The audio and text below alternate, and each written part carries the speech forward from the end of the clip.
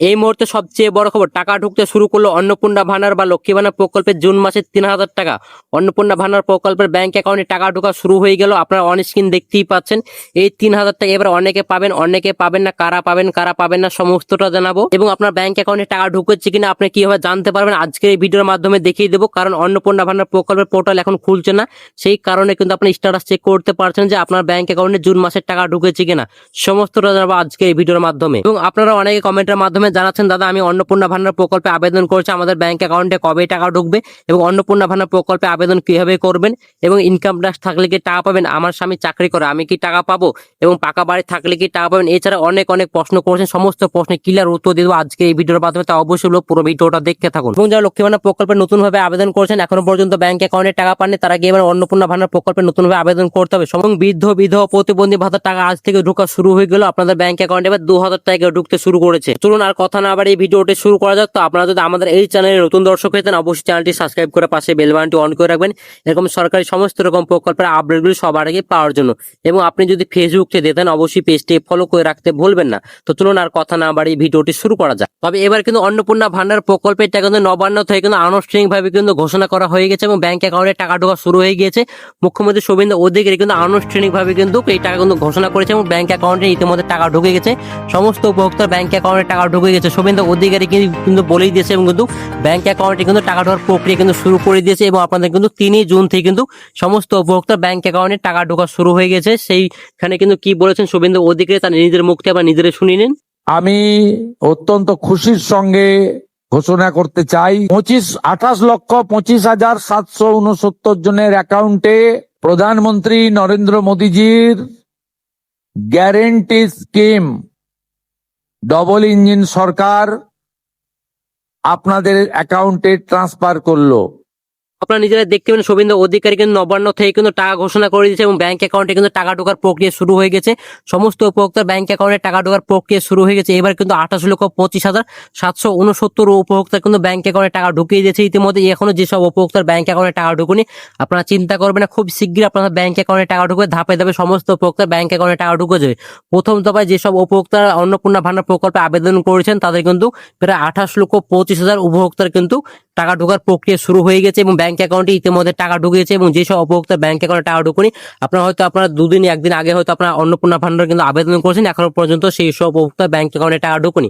আপনারা চিন্তা করবেন না, খুব শীঘ্রই আপনাদের ব্যাংক অ্যাকাউন্টে টাকা ঢুকবে। ধাপে ধাপে সমস্ত উপভোক্তা ব্যাংক অ্যাকাউন্টে টাকা ঢুকে যাবে। এর পাশাপাশি আপনারা অনেকে হয়তো আরো ভাবছেন যে আমরা তো অন্নপূর্ণা ভান্ডার প্রকল্পে এখনো পর্যন্ত আবেদন করতে পারিনি, তাহলে কি আমাদের অন্নপূর্ণা ভান্ডার প্রকল্পে টাকা ঢুকবে না? না, তবে আপনাদের এখন অন্নপূর্ণা ভান্ডার প্রকল্পে টাকা ঢুকবে। আপনাদের এখন কিন্তু লক্ষ্মী ভান্ডার প্রকল্পের 1500 টাকা এবং 17 টাকা করে ব্যাংক অ্যাকাউন্টে টাকা দেওয়ার প্রক্রিয়া তাদের কিন্তু ইতিমধ্যে শুরু হয়ে গেছে। যারা পূর্ণ উপভোক্তা আছে, এখনো পর্যন্ত অন্নপূর্ণা ভান্ডার প্রকল্পে আবেদন করতে পারেননি, তাদের কিন্তু এবার কিন্তু 1500 টাকা এবং 17 টাকা ব্যাংক অ্যাকাউন্টে ঢুকবে, কোনো রকম অসুবিধা হবে না। শুভেন্দু অধিকারী কিন্তু জানিয়ে দিয়েছে এবার কিন্তু তাদের এখনো পর্যন্ত ব্যাংক অ্যাকাউন্টে টাকা ঢুকুনি। আপনারা চিন্তা করবেন না, খুব শীঘ্রই আপনাদের ব্যাংক অ্যাকাউন্টে টাকা ঢুকে যাবে। যারা এখনো পর্যন্ত অন্নপূর্ণা ভান্ডার প্রকল্পে আবেদন করতে পারেননি, এবং এই প্রসেসটা কিন্তু প্রায় 3 মাস ধরে হবে, আপনার 3 মাস কিন্তু লক্ষ্মী ভান্ডার প্রকল্পে টাকা পাবেন, কোনো রকম অসুবিধা হবে না। আপনি যতদিন না পর্যন্ত আপনি অন্নপূর্ণা ভান্ডার প্রকল্পে আবেদন করতে পারছেন, ততদিন পর্যন্ত কিন্তু আপনি লক্ষ্মী ভান্ডার প্রকল্পের টাকা পেতে থাকবেন, কোনো রকম অসুবিধা হবে না। সেটা কিন্তু শুভেন্দু অধিকারী সাফ জানিয়ে দিতে, সেটা কিন্তু তিনি নিজেই বলেছেন। তার মুখ থেকে আপনারা নিজেরা শুনে নিন তিনি কি বলেছেন। প্রক্রিয়াটা শুরু হয়ে যাবে কাল থেকে।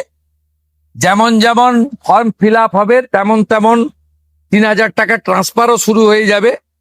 আর যতক্ষণ না 3,000 টাকা ট্রান্সফার হচ্ছে, স্বাস্থ্যসাথী যেমন কন্টিনিউ রাখা হয়েছে আয়ুষ্মান ভারত কনভার্ট না হওয়া পর্যন্ত, এখানে আপনার লক্ষ্মী ভান্ডারকেও কন্টিনিউ করা হবে। তো আপনারা শুনতেই পারেন শুভেন্দু অধিকারী কিন্তু জানিয়ে দিচ্ছে, আপনি যতদিন না পর্যন্ত অন্নপূর্ণা ভান্ডার প্রকল্পে আবেদন করতে পারছেন, ততদিন পর্যন্ত কিন্তু আপনি লক্ষ্মী ভান্ডার প্রকল্পের টাকা পাবেন, কোনো রকম অসুবিধা হবে না।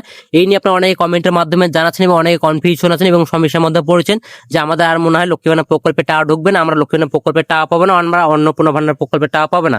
এটা কিন্তু হচ্ছে না। আপনি যতদিন না পর্যন্ত আপনি অন্নপূর্ণা ভান্ডার প্রকল্পে আবেদন করতে পারছেন এবং আবেদন প্রক্রিয়া কমপ্লিট হচ্ছে, ততদিন পর্যন্ত কিন্তু আপনি লক্ষ্মী ভান্ডার প্রকল্পের টাকা পেতে থাকবেন, কোনো রকম অসুবিধা হবে না। এবার হচ্ছে ইনকাম ট্যাক্স থাকলে কি টাকা পাবেন, এটা নিয়ে অনেকে কমেন্টের মাধ্যমে জানাচ্ছেন এবং সমস্যার মধ্যে পড়েছেন যে আমার নামে ইনকাম ট্যাক্স আইটিআর ফাইল করা আছে, আমি কি লক্ষ্মী ভান্ডার প্রকল্পে টাকা তো পাচ্ছিলাম, আমি কি এবার অন্নপূর্ণা প্রকল্পে আবেদন করতে পারবো এবং আপনাকে ব্যাংক অ্যাকাউন্টে টাকা ঢুকবে, এটা নিয়ে অনেক কমেন্টের মাধ্যমে জানাচ্ছেন। তবে এইটা ক্ষেত্রে কিন্তু বলেছে বিজেপি নেতা অগ্নিমিত্র পাল থেকে কিন্তু জানিয়ে দিয়েছে যদি আপনি সরকার কিন্তু ট্যাক্স দিয়ে থাকেন, যদি পে আউট করে থাকেন, অর্থাৎ যদি সরকার ট্যাক্স দিতে থাকেন, তাহলে কিন্তু আপনি অন্নপূর্ণা ভান্ডার প্রকল্পের জন্য কিন্তু আবেদন করতে পারবেন না, আবেদন করলেও কিন্তু আপনার ব্যাংক অ্যাকাউন্টে টাকা ঢুকবে না। তিনি কে বলেছেন তার নিজের মুখ থেকে শুনে নিন। তার যদি ইনকাম ট্যাক্স ফাইল থাকে তাহলে সে নিশ্চয়ই পাবেন না।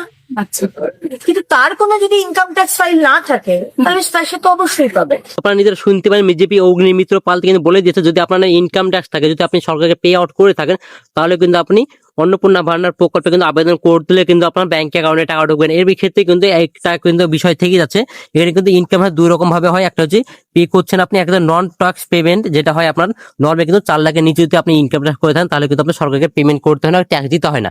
সেই ক্ষেত্রে কিন্তু আপনি অন্নপূর্ণা ভান্ডার প্রকল্পে আবেদন করলে কিন্তু আপনি এখানে টাকা পাবেন, কোনো রকম অসুবিধা হবে না। যদি আপনি সরকারকে ট্যাক্স দিয়ে থাকেন তাহলে কিন্তু আপনি অন্নপূর্ণা ভান্ডার প্রকল্পে কিন্তু টাকা পাবেন না।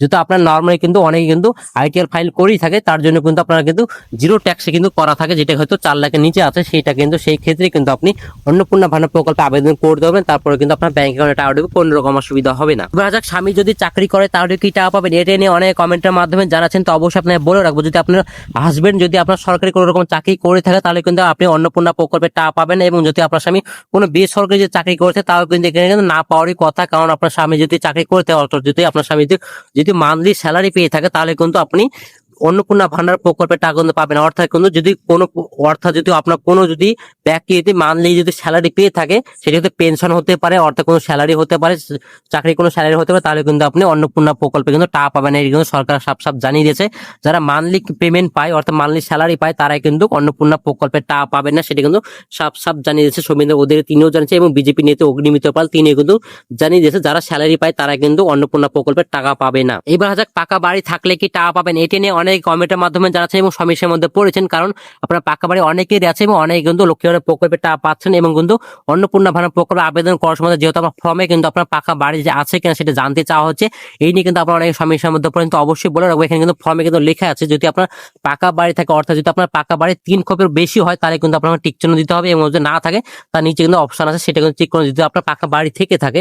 এতে নিয়ে কিন্তু অনেক সমস্যার মধ্যে পড়েছেন যে আমার পাকা বাড়ি আছে তাহলে মনে হয় আমি আর অন্নপূর্ণা ভান্ডার প্রকল্পে টাকা, এটা কিন্তু নয়। আপনার পাকা বাড়ি আছে তাও কিন্তু আপনি টাকা পাবেন, এটা নিয়ে কোনো রকম অসুবিধা হবে না। এখানে কিন্তু সরকার জানতে চেয়েছে আপনার যদি পাকা বাড়ি থেকে থাকে তাহলে কিন্তু এই বিষয় নিয়ে কিন্তু সরকার কিন্তু ক্লিয়ার করে জানিয়ে দিয়েছে, যদি আপনার পাকা বাড়ি থাকে, হয়তো আপনি আপনার পাকা বাড়ি আছে, আপনি আবাস যোজনা আবেদন করতে চাইছেন, হয়তো পরবর্তী আপনি আবেদন করতে যাবেন, তাহলে কিন্তু আপনি এই যে আপনি ডিটেলস দিয়েছেন সেই ডিটেলস থেকে কিন্তু সরকার দেখে নেবে আপনার কোনো পাকা বাড়ি আছে কিনা। সেই পর্যায়ে কিন্তু যখন আপনি আবেদন করতে যাবেন অন্নপূর্ণা ভান্ডার প্রকল্প আবেদন তো করছেন, সেখানে কিন্তু যেহেতু আপনি উল্লেখ করে দিচ্ছেন যে আমার পাকা বাড়ি আছে, যদি আপনি পরবর্তী যদি আবাস যোজনা যদি আবেদন করতে দেন তাহলে কিন্তু সরকার এখান থেকে দেখে নেবে যে আপনার পাকা বাড়ি আছে, তখন কিন্তু আপনি আবাস যোজনার ব্যাংক অ্যাকাউন্টে টাকা পাবেন না। আপনার যদি পাকা বাড়ি থাকে কোনো রকম অসুবিধা হবে না। এবং আপনার অনেক কমেন্টের মাধ্যমে জানাচ্ছেন যে আমরা ডিবিটি লিঙ্ক করে আমরা অন্নপূর্ণা ভান্ডার প্রকল্পে আবেদন করেছি, তাহলে কি আমাদের ব্যাংক অ্যাকাউন্টে টাকা ঢুকবে।